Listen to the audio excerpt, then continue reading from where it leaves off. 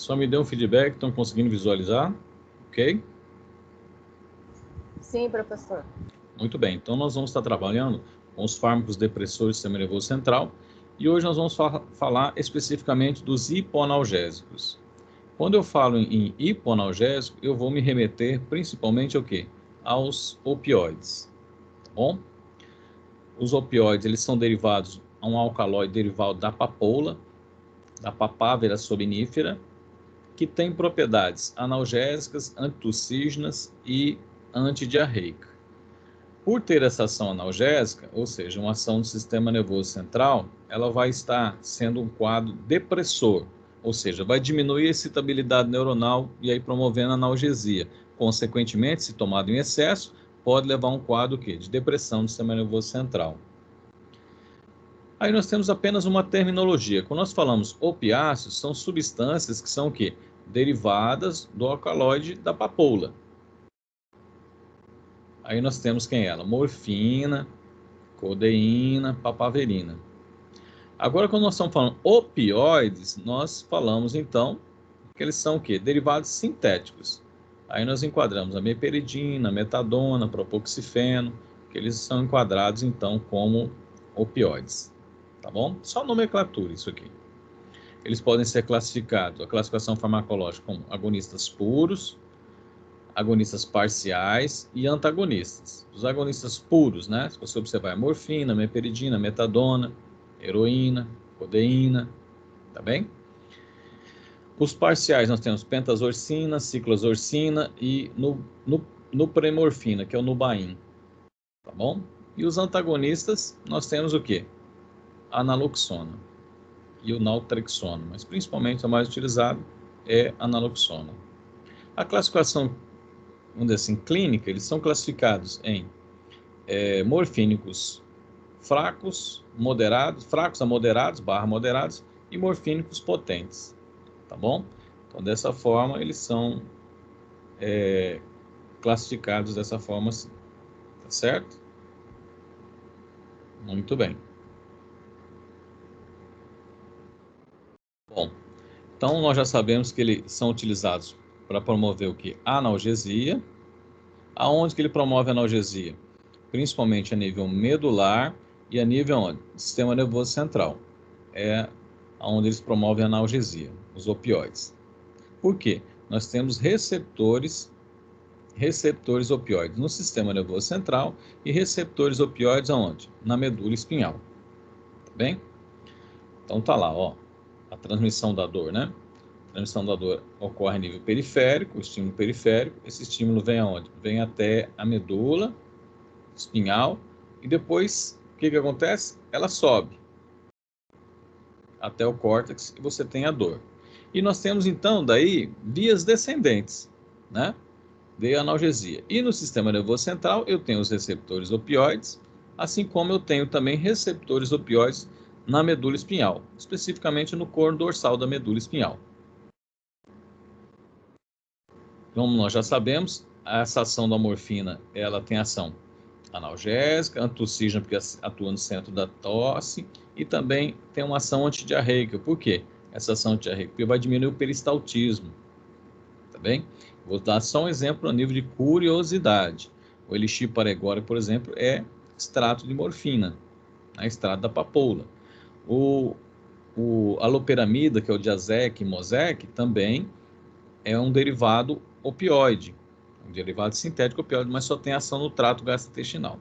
O que interessa para nós hoje são as propriedades dele, o quê? São as propriedades no sistema nervoso central. Essa propriedade analgésica, por ter essa propriedade analgésica, tem ação o quê? Depressora no sistema nervoso central, ou seja, diminui a liberação de neurotransmissores, que estariam sendo o quê? Excitatórios, tá bem? Sendo excitatórios.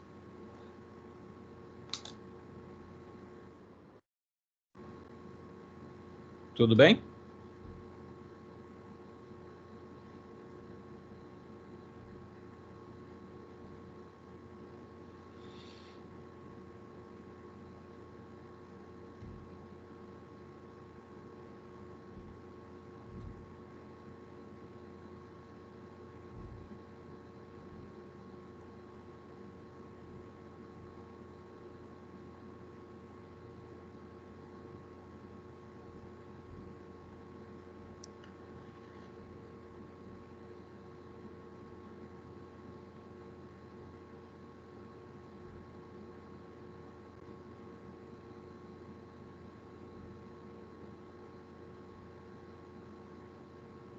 Vamos lá, vamos compartilhar novamente, que eu estava admitindo alguns alunos, agora nós vamos parar, tá bem? Bom, aonde que eu tenho receptores opioides? Eu tenho receptores opioides na medula espinhal, como eu já citei anteriormente, e eu tenho receptores no tronco encefálico. O tronco encefálico é formado por quem? Que é chamado tronco encefálico. Ele é formado pelo mesencéfalo, ponte e bulbo. Nesse tronco encefálico é onde tem todos os centros. Centro respiratório, centro vasomotor, tá bem? Centro do vômito. Então, nós temos nesses centros aqui os centros de controle. Porque se acontecer, de repente, você ter morte cerebral, o que nos mantém com o corpo funcionando são esses centros do tronco encefálico. Tá bem? Então, nós temos receptores no centro respiratório, tem receptores opioides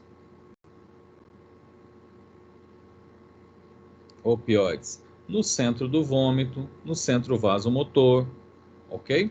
Tenho receptores opioides no tálamo, tenho receptores opioides no sistema límbico, tá bom? Então, os opioides, eles promovem, então, diminuem a transmissão nervosa, tanto na medula espinhal, como aonde? Como no tronco encefálico, como aonde? No tálamo, como também no sistema límbico. Então, algumas literaturas colocam que os opioides é o considerado analgésico de Deus. Por que o analgésico de Deus? Porque além de promover a analgesia, aonde? Medular e central, promove também sensação de bem-estar. Por que promove sensação de bem-estar? Porque no hipotálamo, que é o quartel-general do sistema límbico, eu também tenho receptores opioides. Então, promove a analgesia e dá aquela sensação de bem-estar. E essa sensação de bem-estar é o que leva o que é o vício de muitos profissionais da área de saúde, porque têm acesso a esse medicamento. E eu compreendendo a distribuição dos receptores também, eu consigo entender por que ele pode matar. E por que das reações adversas? Quem lida a nível hospitalar sabe que às vezes quando se administra lá o tramal, né? O que uma das reações adversas do tramal é o que? A náusea e o vômito. Por quê? Porque lá no tronco encefálico eu tenho receptores o quê? Opioides, que são ativados e aí deflagram o quê? A emese. Tá bem? Deflagram a emese. Bom, mas o que mata, professor? O que mata é porque os opioides atuam lá no centro respiratório e diminui o quê? Diminui a frequência respiratória. Por isso, o paciente está utilizando morfina, além dos sinais cardiovasculares, tem que se verificar o quê? A frequência respiratória desse paciente.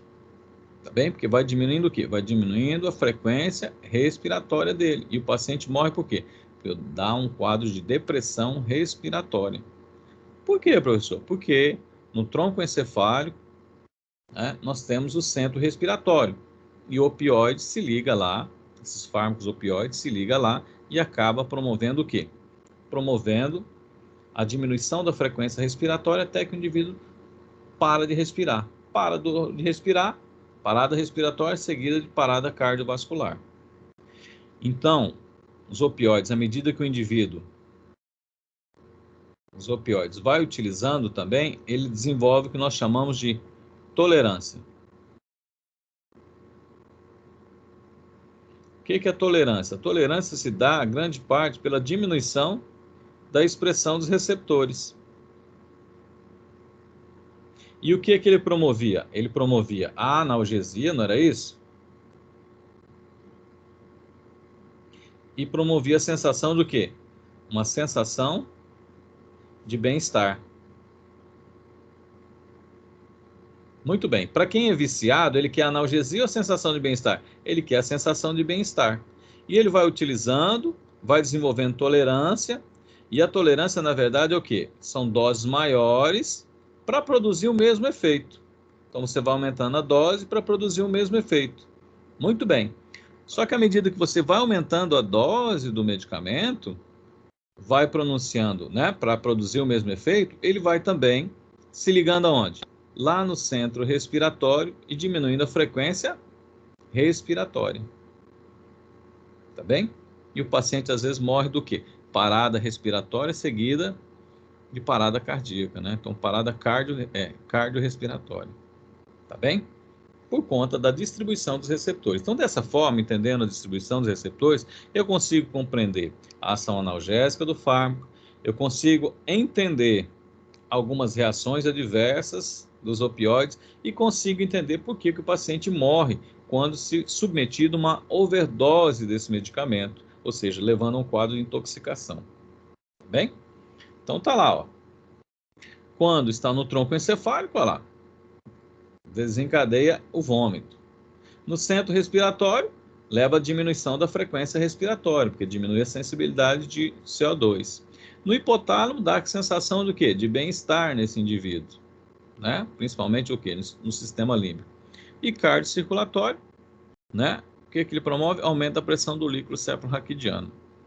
Tá bem? Então, às vezes, procura-se a ação analgésica dele, mas vai chegar essa ação de bem-estar, o indivíduo acaba se viciando, que acontece com muitos profissionais da área de saúde. O fato dele estar utilizando vai desenvolvendo tolerância, ou seja, vai precisando de doses maiores para produzir o mesmo efeito, e essa dose maior vai deprimindo o centro respiratório, deprimindo o centro respiratório, parada respiratória seguida de parada cardíaca. Então, por isso que o paciente morre. Aí, como identificar? Uma das características nossa, ó, a cocaína promovia o quê? Midríase. E esse medicamento aqui, ele se liga nos receptores dele, nós vamos ver mais à frente ali, e promove o quê? Miose. Tá bem? Contração da pupila. Então, fica bem pequenininha a pupila. Então, você consegue, né? A hora que você passa o feixe de luz, você vai ver que está bem pequenininha. Tá bom? Mecanismo de toxicodinâmica, né? Lembra? Que muda do fármaco para ser um agente tóxico é a dose. Então, nós temos 4 receptores. Receptores mu e delta, receptores kappa e receptores sigma. Tudo bem? Vamos lá. Receptores mu e delta estão localizados onde? Medular, então promove uma analgesia medular. E quando fala supra, acima da medula, o que está acima da medula? Sistema nervoso central. Então promove uma analgesia medular e no sistema nervoso central. Os receptores kappa estão localizados na medula, então ele só promove uma ação o quê? Analgésica medular. E o sigma está presente no sistema nervoso central e ele está relacionado com o quê? Com a disforia, com a euforia que às vezes ocasiona esses fármacos. Tá bem? Então são os receptores mu, kappa, delta e sigma. Mu e delta, medular e supramedular. Kappa, medular. E sigma, eu vou ter ele aonde? O sistema nervoso central só responsável pela euforia. Todos eles são receptores acoplados à proteína G, ou seja, são receptores metabotrópicos, que vão necessitar gerar um segundo mensageiro. E aí depois, então, eu vou ter a resposta. Tá bem? Então tá lá, ó. A morfina se ligando que receptor? Receptor mu, né? Kappa, delta e sigma. Sigma eu não consigo desenhar bonitinho aqui. Tudo bem? Professor, vou atrapalhar a aula do senhor aí. Tem um pessoal que está falando que está pedindo para entrar. Está chegando aí a solicitação ou o senhor vai aceitar só depois? Olha, eu vou aceitar agora, mas eu gostaria sim. Eu vou repetir novamente. Eu começo a aula às 7h30. Na verdade, assim, eu abro a aula, a sala de aula, às 7 horas. Aguardo até às 7h30, tá bem? Depois das 7h30 vai entrar só no intervalo, tá bom? Por que isso? Primeiramente, que às vezes a conexão da internet às vezes cai e aí dificulta todo o processo. Segundo, a gravação sai uma gravação toda picotada, certo? Para, admite, para, desadmite. Então, eu prefiro começar assim. Então, acho que meia hora, né, dá o prazo suficientemente para você se organizar. Perdeu, não consegui assistir a primeira parte da aula. Beleza, a aula fica gravada agora no sistema, você vai lá e assiste. Tá bem? Tranquilo? É assim que eu começo, assim que eu falei no primeiro dia de sala de aula e assim que eu vou proceder até o final do semestre. Tá bem? Aí eu caí, professor, a conexão. Quando é uma aula fracionada, como essa de hoje, que eu vou ter vários outros grupamentos que eu vou ter que parar, abrir, aí eu admito a pessoa. Tá bem? Mas eu tenho preferência em começar o assunto e terminar o assunto, porque, primeiro, a gravação. Segundo, eu quebro a minha linha de raciocínio. Né? Então, estava continuando um assunto aqui, parei para falar e tal, parar para admitir, quebra a minha linha de raciocínio. Então, isso aí dificulta e até mesmo material para vocês depois trabalharem e estudarem. Tá bem? Então, é assim que procede todas as aulas que eu trabalho. Tá bom?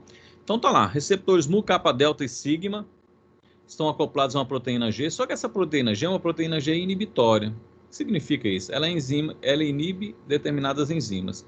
Que enzima? É a enzima chamada adenilato ciclase ou adenil ciclase. Consequentemente, se inibe a adenilato ciclase, eu não vou converter o ATP em AMP cíclico. O que acontece? O AMP cíclico intracelular diminui, que é o meu segundo mensageiro. Bom, com a diminuição do AMP cíclico intracelular, o que acontece? Eu vou ter uma resposta pré-sináptica e uma resposta pós-sináptica. A resposta pré-sináptica vai promover o quê? Diminuição do influxo de cálcio, consequentemente, menor liberação de neurotransmissores. Se eu tenho menor liberação de neurotransmissores, eu tenho menor excitabilidade. Tá bem? Pós-sinapticamente, promove o quê? Promove a abertura dos canais de potássio. Eu vou perdendo íon positivo. Se eu perco íon positivo, vai levar a um quadro de hiperpolarização do neurônio. E aí diminui também a excitabilidade neuronal. Tá bem? Essa aula aqui é só entender o potencial de ação, né? Só lembrar que eu tenho, então, primeiro processo, né, do neurônio. Ele está em repouso. Espera aí só um pouquinho. Primeiro processo, ele está em repouso. E aí, então, como que fica o neurônio? Em repouso. Ele fica normalmente, né? Vamos colocar aqui o neurônio. Ele fica negativo dentro, positivo fora. Tá bem? E aqui depois eu tenho a fenda sináptica. Ok? Então aqui ele está em repouso. Quando um determinado ligante, né, ou um neurotransmissor, excita esse neurônio, o que acontece? Ele vai ficando o quê? Ele abre canalzinho de sódio. Sódio é um íon que? Positivo. É isso? Isso aqui é uma sinapse. Então, dependendo de um ligante, vou dar um exemplo lá, qualquer ligante, se liga, promove o influxo do quê? Promove o influxo de sódio. Sódio é um íon positivo. Então, vai inverter a polarização. Então, vai ficar o quê? Positivo, positivo, positivo, vai ficar negativo. Então, aqui eu gero um potencial de ação. Esse potencial de ação ele é transmitido até lá a terminação, né, do neurônio. E aí eu tenho um canalzinho de cálcio. Isso aqui ocorre, então, um processo chamado de despolarização. E aí acontece que esse canalzinho de cálcio capta essa variação positiva e entra cálcio. Entrou cálcio, aí toda vez que você ter entrada de cálcio, você vai liberar o quê? O neurotransmissor. Tudo bem? Bom, depois ocorre aqui processo. Ocorre um processo de repolarização. Ok? Como que ocorre esse processo de repolarização?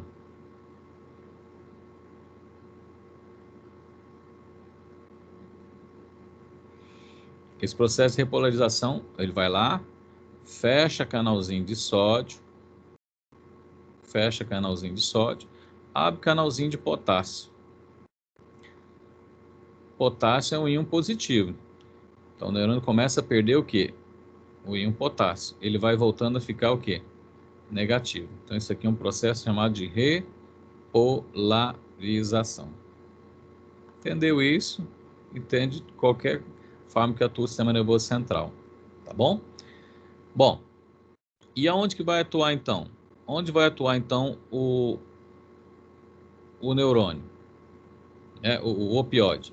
Então o opioide ele vai atuar tanto pré-sinapticamente como pós-sinapticamente. Tá bem? Então, ó, aqui é pré e aqui é pós. Pré-sinapticamente, então vai se ligar lá no receptor opioide, pré-sinapticamente, que está acoplado àquela inibitória. A proteína G inibitória vai inibir quem? A adenilato ciclase, vai diminuir a MP cíclico. Quando diminui a MP cíclico intracelular, o que promove? Fechamento do canalzinho de cálcio. Se tem o fechamento do canalzinho de cálcio, eu vou ter o quê? Menor liberação de neurotransmissores. Diminui o quê? Diminui a excitabilidade. Tá bem? Agora vamos pensar aqui lá, ó, neurônio pós-sináptico. O que acontecia aqui? O neurôniozinho ia fazer o quê? O neurotransmissor. O neurotransmissor não ia se ligar novamente no seu receptor, não ia promover um influxo de sódio. É isso que acontece na sinapse? Entra sódio, sódio íon positivo, não ia ocorrer aqui novamente uma despolarização no neurônio pós-sináptico? Muito bem. O opioide atua tanto pré como pós. Pós-sinapticamente, ele vai se ligar no receptor dele lá. E vai promover o quê? Ele vai promover abertura dos canais de potássio. Potássio é um íon positivo. Então, ele vai perder o quê? Potássio. Então, vai ficando o quê? Negativo. A esse processo, quando ele fica muito negativo, nós chamamos de hiperpolarização. Hiperpolarização. E quando ele fica hiperpolarizado, vai precisar de muito sódio para novamente gerar um processo de despolarização. Certo? Ou seja, gerar uma excitabilidade neuronal. E não consegue. Então, diminui a excitabilidade neuronal. Tá bem? Então, dessa forma, os opioides atuam. Se a gente pegar aqui só está mostrando, né? Só está mostrando perifericamente a geração do potencial de ação, né? Então, uma dor, você tem a prostaglandina, a bradicinina, todos eles vão promover o quê? Abertura dos canais de sódio, entra sódio, sódio positivo, gera potencial de ação. Esse potencial de ação vem aonde? Vem lá da periferia, lá da sua unha encravada, lá da sua perna quebrada, vem, e aí eu tenho o quê? Um canalzinho de cálcio voltagem dependente, que abre e entra cálcio. Cálcio libera neurotransmissores. Eu estou na medula aqui agora. Aqui neurônio pré e aqui pós. Ok? Bom, o que o opioide faz? O opioide se liga no receptor mu-kappa-delta, né? Promove o quê? Inibição da adenilato ciclase, diminuição do segundo mensageiro, que é o AMP cíclico, que vai promover o quê? Fechamento do canalzinho de cálcio. Se eu tenho menor concentração de cálcio intracelular, eu vou ter menor neurotransmissor. Eu vou ter menor o quê? Excitabilidade neuronal. Tá bem? Isso aqui é onde? A ação dele pré-sinapticamente. E pós-sinapticamente, professor? Pós-sinapticamente é o mesmo mecanismo intracelular, ó. Aqui era pré-sináptico e agora aqui pós. O que é? Ele se liga no receptor dele, proteína G inibitória, inibe lá a enzima adenilato ciclase, diminui o MP cíclico. Segundo mensageiro, mas eu estou onde? Eu estou pós-sináptico. Né?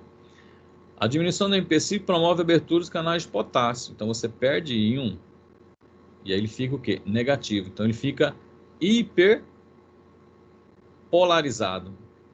E aí não gera transmissão nervosa. Gera um quadro de hiperpolarização. Então por isso que ele atua tanto pré como pós-sináptico, diminuindo a estabilidade neuronal. Bem? É isso aqui. Bom, funcionalmente eles podem ser classificados como agonistas fortes, como a morfina, meperidina, fentanil, sulfentanil, alfentanil, ok? Ou seja, se ligam com uma maior afinidade nos receptores mu, delta, kappa e sigma. Tá bem? Eles podem ser classificados como agonistas leves, como é o caso da codeína, propoxifeno e tramadol. Eles ligam, mas não com tanta afinidade como os agonistas fortes. E eles podem ser considerados também como agonistas parciais, ou conhecidos também como agonista-antagonista, ou também conhecido como misto. Tá bom? Como é que é esse negócio, professor? Na verdade, é assim, ele se liga em um e antagoniza outro. tá? Por exemplo, a pentazorcina, ciclazorcina, nalbufina, ele se liga no receptor kappa, que está localizado onde? Na medula. E no receptor sigma, sistema nervoso central, euforia. Ok? E antagoniza o receptor mu e delta. Ok? A buprenorfina, ok? Ela faz ao contrário. Ela se liga no receptor mu e delta, está localizado onde? Na medula e no sistema nervoso central, promovendo analgesia. E também se liga onde? No receptor sigma, euforia, no sistema nervoso central. Só que antagoniza o receptor kappa. Isso aqui tem uma vantagem. Qual que é a vantagem? Se de repente o paciente desenvolver tolerância, por exemplo, ao receptor mu e delta, o que se faz? Se trabalha com o outro agonista parcial que se liga no receptor kappa. Agora vamos pensar ao contrário. Se o paciente desenvolveu tolerância no receptor kappa, aí o que acontece? Aí se trabalha com a buprenorfina, que é agonista dos receptores o quê? Mu e delta. Então, você consegue contornar com os agonistas parciais o desenvolvimento da tolerância. Então, eles demoram mais para desenvolver a tolerância. Ok? Aí nós temos as vias de administração oral, intramuscular, endovenosa, né? Normalmente o pessoal acaba se intoxicando pela via endovenosa, né? Meperidina é campeão de morte disso aí. É metabolizado no fígado, a excreção dele é renal, tá bem? Então tá lá, a morfina, seu respectivo. Se nós compararmos, né? A meperidina é mais potente que a morfina, porque o seu metabólito também é ativo, né? E aí eu tenho, ó, morfina, o fentanil, sulfentanil é 4 vezes mais potente que a morfina. O fentanil, 100 vezes mais potente que a morfina, em termos de potência terapêutica. Bom, aqui apenas só para vocês conhecerem algumas marcas e algumas doses que são utilizadas. Bom, diferença entre a morfina, ó, agonista forte. Vamos lá, a morfina penetra menos no sistema nervoso central, já a meperidina mais. A morfina tem menos potência euforizante. A meperidina tem mais potência euforizante, ou seja, naquele receptor sigma. Tá bem? Muito bem. Então, se eu tiver, né, um viciado em morfina, se eu tiver a meperidina, vai dar preferência para quem? Para a meperidina, porque tem maior potência o quê? Euforizante. Eu estou falando do viciado que depois vai morrer por overdose. Tá bem? Ok? O mesmo mecanismo se aplica ao que é a heroína. Só que aqui no Brasil nós não temos a heroína, ou pelo menos não há registros de tanta intensidade como os outros, né? Mas pela sensação de bem-estar e por essa sensação euforizante, o pessoal começa a se viciar, principalmente o profissional da área de saúde, farmacêutico, médico, enfermeira, que tem acesso a esses fármacos, começa a se viciar, tá bem? Aí puxa um plantão atrás do outro, e aí para de repente dar uma relaxada, vai e manda na veia uma meperidina. E aí vai desenvolvendo tolerância. Vai desenvolvendo tolerância até que dá depressão respiratória e aí parada cardiorrespiratória. Tá bem? A metadona, agonista forte, efeitos periféricos semelhantes, não produz euforia, não causa dependência psicológica. Por isso que ela é utilizada para os desmame de viciado. Tá bem? Ele é utilizado para desmame de viciado. Em todas as drogas, é utilizado também para quem é viciado em cocaína e tal. Então, nessas clínicas, para diminuir a síndrome de abstinência, se trabalha com a metadona, tá bem? Então, o princípio básico da utilização é sempre começar com dose baixa, progressiva, intervalo fixo, né? E às vezes utilizar dose resgate. Nunca chegar e trabalhar com agonista forte já, de uma vez, tá bom?